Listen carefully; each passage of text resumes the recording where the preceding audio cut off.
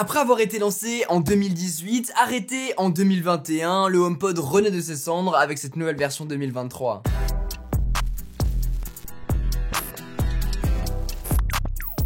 Hello, c'est Quentin, je suis ravi de vous retrouver dans cette nouvelle vidéo que je pensais pas tourner avant un certain temps puisque j'attendais pas un nouvel HomePod, mais il est bel et bien là. Alors, pas sous la forme dans laquelle je l'attendais pour être honnête, j'ai pu vous en parler plusieurs fois dans notamment ma wishlist 2023 des produits que j'aimerais voir débarquer cette année. Pour le HomePod, j'imaginais plus une barre de son avec Siri d'intégrer ou bien un iPad avec un HomePod dedans.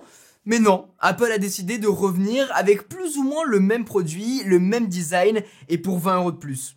Des génies. 2 languettes plus tard, voilà le HomePod qui est tout neuf. Bah j'ai même pas enlevé ça, tiens. Hop là. On voit bien qu'il y a rien qui a changé côté design. S'il y a quelques petits trucs, notamment l'écran au-dessus qui est plus grand. Exactement comme le HomePod mini, on a un creux à l'intérieur. Alors que sur la version 2018, on voit bien que l'écran ressort alors que là elle est complètement à l'intérieur.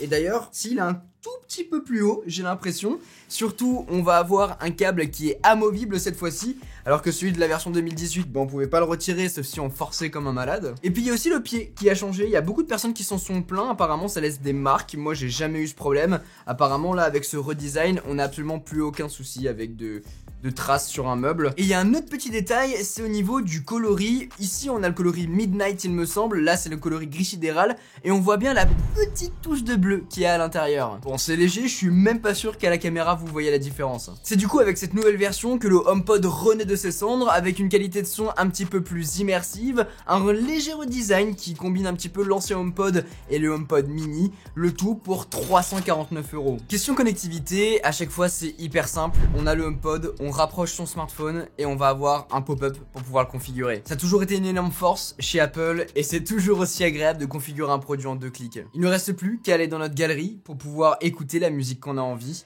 et voir ce que ça donne.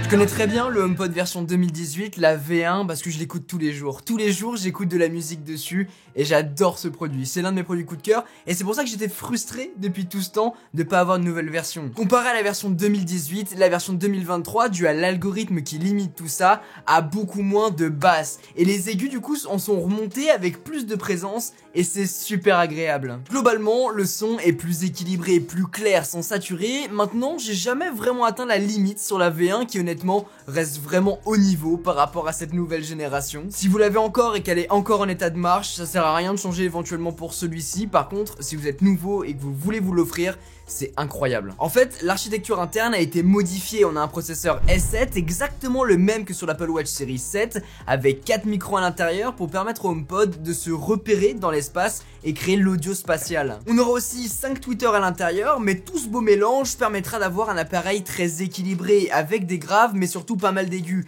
Et lorsqu'on écoute des musiques genre Oasis, des trucs comme ça, on entend vachement les voix, et c'est hyper impressionnant parce que on l'avait vraiment moins sur la version 2018. Bien sûr, les micros qu'on a à l'intérieur qui permettent de spatialiser le HomePod permettent aussi d'utiliser celui-ci en tant que kit main libre et aussi d'interagir avec Siri, puisqu'à l'intérieur c'est aussi un assistant vocal qui nous permettra d'interagir avec celui-ci, de gérer notre maison connectée. D'ailleurs, à l'intérieur, petite nouveauté, on a un capteur de température et un capteur d'humidité qui permettent de relever ces informations. Et d'ailleurs on l'a aussi sur le HomePod mini, sauf que ça n'a jamais été activé jusqu'à maintenant. Il y a une mise à jour qui vient de sortir pour les activer dessus. dessus. Si vous regardez le papier, effectivement la version 2018 est plus spéquée que la version 2023 que j'ai ici, mais par contre l'algorithme est bien plus présent. Il est plus présent parce qu'il s'adapte à l'environnement et à la musique que vous mettez dessus pour contrôler les graves, les aigus et ajuster tout ce qu'on entend. Le but pour pas saturer et avoir la meilleure expérience d'écoute. Un seul HomePod comme j'ai là vous permettra d'entrer dans le monde de la spatialisation, mais avec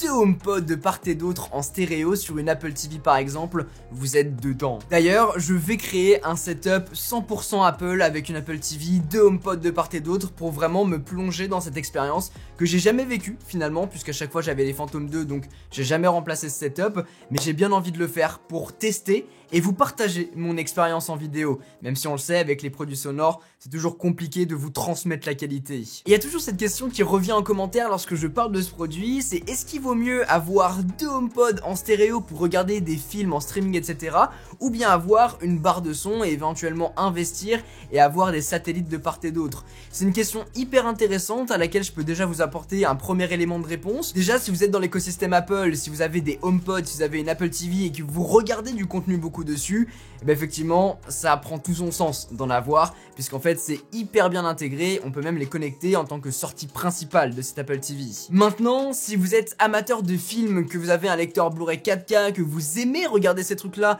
que vous jouez beaucoup à la console et que vous voulez avoir la meilleure expérience, bah vous pourrez pas les connecter avec vos enceintes stéréo, vos HomePod en stéréo. Du coup peut-être qu'une barre de son ça vaut plus le coup que des HomePod. Ça dépend vraiment dans quel écosystème vous êtes, mais vous inquiétez pas, je vais tout vous décrypter dans une vidéo détaillée. Abonnez-vous pour pas manquer tout ça. Maintenant, ce que je peux déjà vous dire dans cette vidéo là, c'est que c'est un excellent produit qui vaut vraiment le coup je pense. 349 €, ça reste un gros budget et je pensais qu'Apple allait faire évoluer son produit pour apporter quelque chose de nouveau.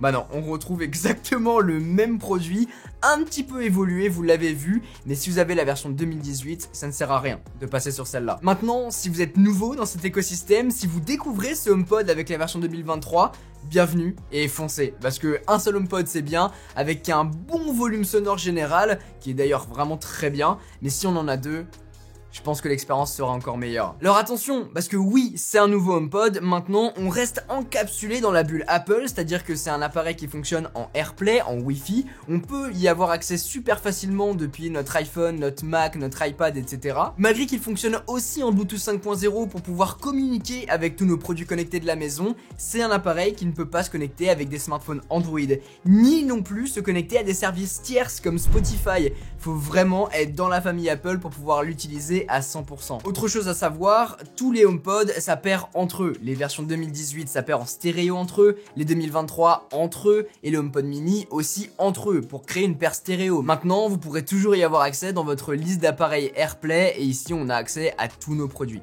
Et ça c'est incroyable, si vous regardez un film on peut cocher tous les produits Apple et ensuite avoir un son qui joue un petit peu partout. Mais ce sera pas un son stéréo partout, c'est ça que je veux vous dire. Autre chose intéressante, il intègre désormais l'écosystème Matter, la nouvelle norme de l'industrie domotique, ça intègre donc encore plus d'appareils connectés et tout ça est pilotable directement dans l'application HomeKit, dans sa maison connectée. Hyper intéressant parce qu'il y a vraiment beaucoup de marques qui s'y sont mis et du coup on pourra vraiment contrôler énormément de choses avec son HomePod. J'ai hâte de voir débarquer encore plus de produits connectés parce que vous le savez sur la chaîne, on est des grands fans de produits connectés, on adore tester ça. Il y a plein de vidéos sur la chaîne qui le prouvent. Voilà, je pense avoir fait le tour sur ce HomePod 2023, encore un excellent produit, malgré tout avec des compromis qu'il faudra faire. Donc si vous êtes dans l'écosystème Apple, aucun problème, ça va être incroyable. Maintenant qu'il y a certaines limitations dont on reparlera dans ma vidéo spéciale sur le setup Apple, parce qu'il y a beaucoup de choses à dire sur cette partie-là, notamment sur la partie connectivité, télé, stéréo, etc. On va bien s'amuser, mais abonnez-vous pour pas manquer tout ça. Si cette vidéo vous a plu, n'oubliez pas de mettre un gros pouce bleu, de vous abonner et d'activer la cloche si ce n'est pas encore fait. Sur ce, c'était Quentin, passez tous une très bonne journée. Tchau.